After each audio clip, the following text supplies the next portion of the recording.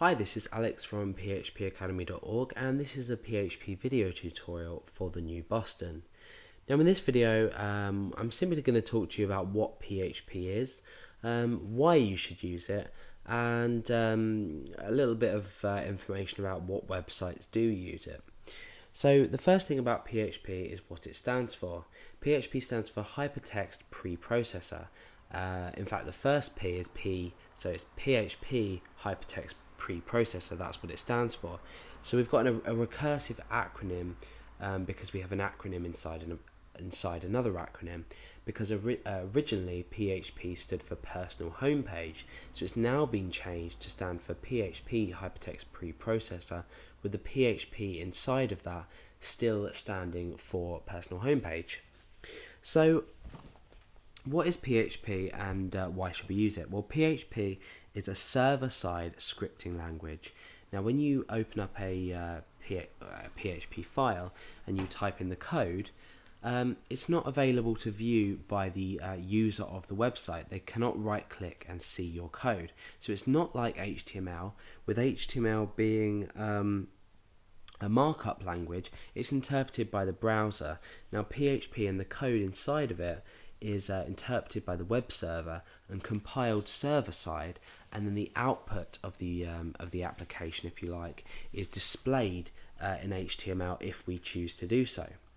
So it's basically used to create dynamic content on websites. So we're not we're essentially creating a program within a website. So we're being able to do a variety of different things.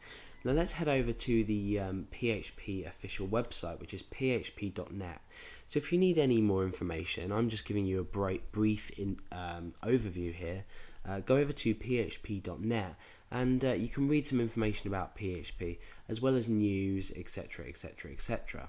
So we've got a little description about here about what is PHP, and we've got an introductory tutorial. Now the great thing about PHP is while you're developing, it has a really extensive documentation to it, and this is called the manual. So we've got a link here to the manual, and basically we've got an online manual for lots of different languages, and you can also download the documentation as well. And what the manual will do is we can search in here for, say, function list. For example, we might search for fopen in the functions list, and we see now it returns some information about our function. So we can now go down and look at the different parameters or the arguments it takes, and we can also look at some examples down here.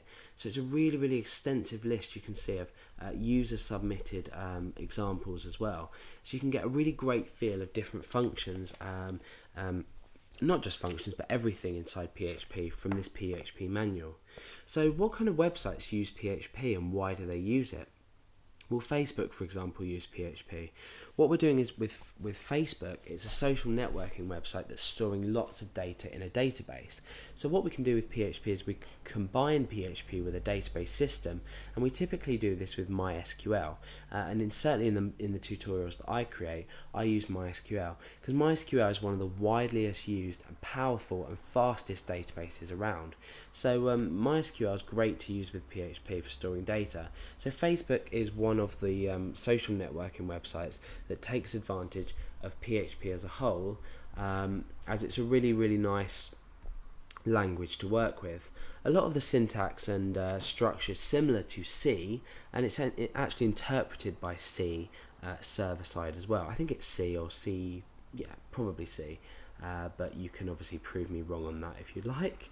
I may be wrong. But yeah, this is a brief overview of PHP. So if you're thinking about getting started in it, follow the tutorials that I've created, and you can begin to start creating dynamic websites, and you'll actually start to realize how easy PHP is, the fundamentals of it anyway. We can start going into sort of the object-oriented programming side of PHP, which is slightly more difficult because some people struggle with object-oriented programming. So we do have the object-oriented programming functionality within PHP, and this was added from PHP version 5, I believe, in about 2004. So we can use object-oriented programming inside PHP as well as recursive not recursive, procedural programming as well, so procedural structure to our code. So that's a brief overview of PHP. It's a really great language to learn, and it's really widely used on the web today, so it's definitely worth it.